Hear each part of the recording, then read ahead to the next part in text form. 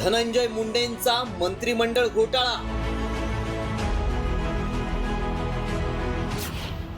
मंत्रिमंडळाची मंजुरी न घेताच टेंडर काढले।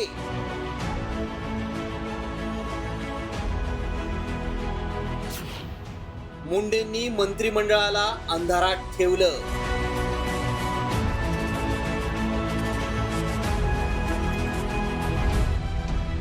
वाल्मिक कराड प्रकरणात धनंजय मुंडे आधीच अडचणीत सापडले।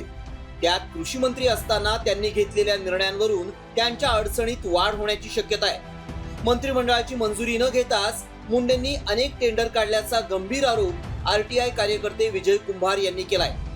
विजय कुंभार यांनी मुंडेंवर नेमके काय आरोप केलेत पाहूयात। मंत्रिमंडळाची मंजुरी न घेताच टेंडर काढले। मंत्रिमंडळ बैठकीत अनेक विषय विना परवानगी आणले। दिशाभूल करून battery operated spray pump, solar light ट्रॅपचा निर्णय घेतला। वाद झाल्यानं तत्कालीन कृषी सचिव वी राधा यांची तडकाफडकी बदली केली।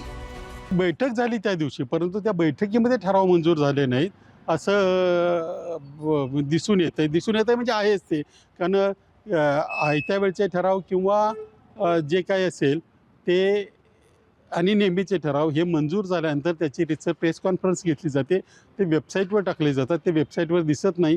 याचा अर्थ अशा प्रकारचे कुठलेही ठराव मंजूर झालेले नसताना त्याची अंमलबजावणी केली हे आता उघड दिसत आहे। धनंजय मुंडे यांनी मंत्रिमंडळाचा ठराव न करून घेता परस्पर 200 कोटी रुपये उचलले असा आरोप सामाजिक कार्यकर्त्या अंजली दमानिया यांनी केला होता। त्यानंतर आता सामाजिक कार्यकर्ते विजय कुंभार यांनी देखील असाच आरोप केल्यामुळे मुंडेंच्या अडचणी वाढल्या आहेत। राज्य सरकारच्या बहुचर्चित अँब्युलन्स खरेदीसाठी 13 मार्चला ठराव मंजूर करण्यात आला आणि 15 मार्चला शासन आदेश मंजूर करण्यात आले असा खळबळजनक दावा विजय कुंभार यांनी केलाय।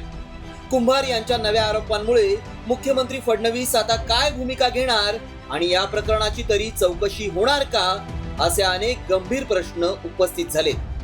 ब्युरो रिपोर्ट, साम टीव्ही न्यूज।